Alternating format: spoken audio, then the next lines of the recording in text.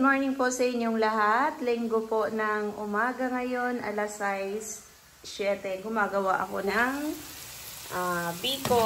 Kung nakikita niyo, ayan. Balatik na ito kasi ibibinta ko ito sa tindahan. Hindi ako nagpa-order. I-display ko lang siya. Ika-try ko kung may bibili. Kasi daanan naman yung tindahan namin. Kaya ita-try ko ito pag may bibili ng biko.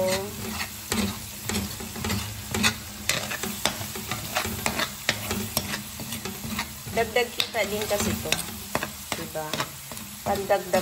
Pandagdag dekorasyon sa tindahan. Pala yung aking nilutong biko kanina. Naano ko na siya, nalagay ko na siya sa tab para ready na ibinta. Di na ako nag-video kasi late na ako sa simbahan. Kagagaling ko lang ng simbahan. Ngayon magluluto ako ng pananghalian at pupunta na kami sa shop. Ang tubo ko niyan ay 200. Yung 200, pag idagdag ko yan sa tubo ng tindahan, ng bigas, marami na yan, diba? Tikman natin yung ating ititindang biko. Siyempre, bago natin ibenta, tayo muna ang titikim, diba?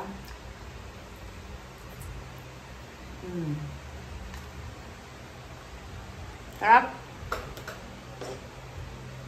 Tapos may kasamang kape. Yan ang magkapares. Sarap.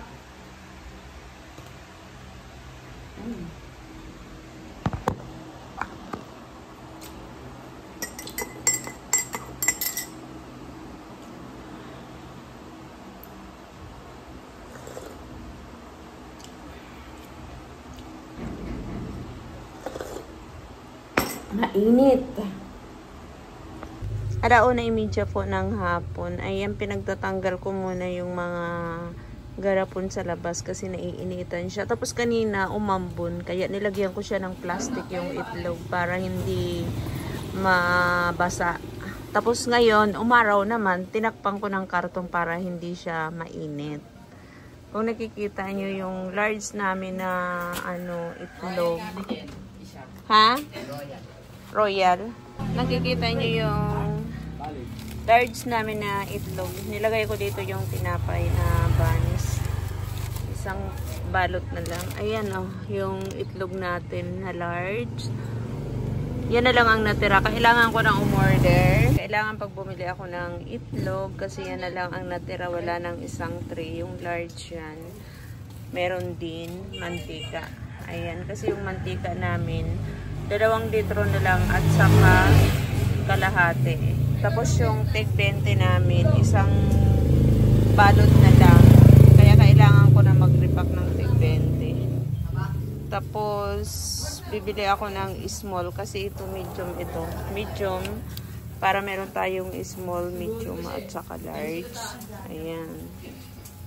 Ito yung ating mga bigas pa din. Tapos kanina, ano yan?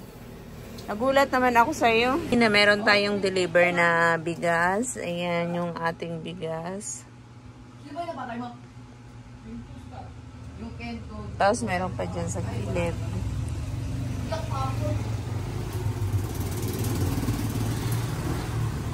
Hi, magandang gabi po sa inyong lahat.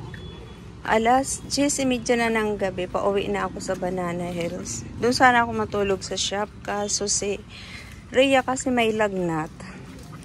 Kaya ang natulog sa shop si Abby, yung pamangkin ko. Tapos ako papunta doon. Mag-isa lang ako. Maliwanag naman kung nakikita niyo. Tingnan niyo yung lugar namin dito paggabi. 10:30 ng gabi. Bukas pa ang mga tindahan.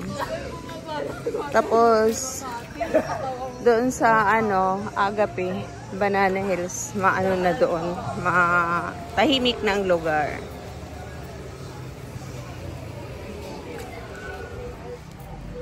Dito marami pang tao sa labas. Kaya hindi nakakatakot dito kahit hating gabi na kasi ang daming tao. Minsan umuwi ako mga alas 11:30, pero may kasama ako. Sinusundo ako ni Rhea at saka pamangkin ko. Tapos sama-sama na kami umuwi papunta doon sa Banana Hills. Ngayon mag-isa lang ako.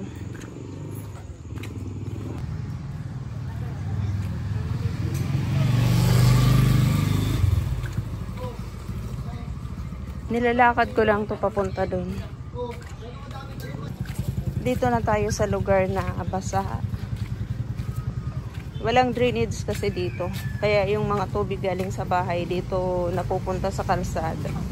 Ito rin yung lugar na natatakot ako dumaan kasi medyo tahimik. Tapos walang tao. Hindi katulad sa amin na maliwanag, diba? Dito kung nakikita nyo madilim. Kaya medyo nakakatakot dumaan. Kaya minsan sumasakay ako. Ayan, tumitigil ako pag meron dumadaan na motor. Tumitigil ako mag-video pag dumadaan yung motor. Pag may dumadaan, nakikita ko. Tigil ako. Ayan, malapit na tayo sa matapos sa madilim na kalsada.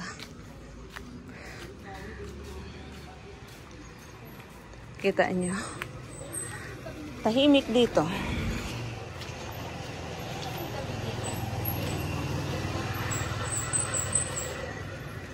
Pero meron mga taga-barangay dyan o sa kanto. Siguro hanggang alas 11 sila dyan.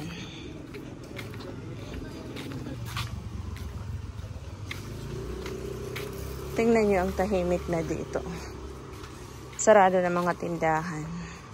Hindi katulad sa lugar namin, talagang buhay na buhay ang gabi.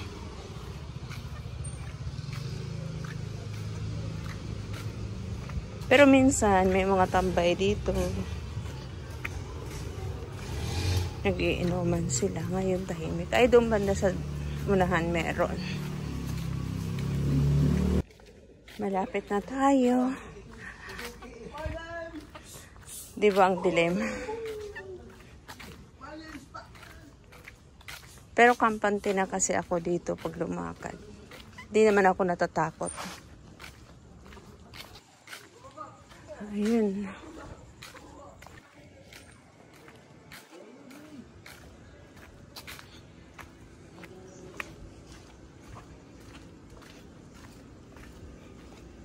Di ko pala na-chat si Rhea.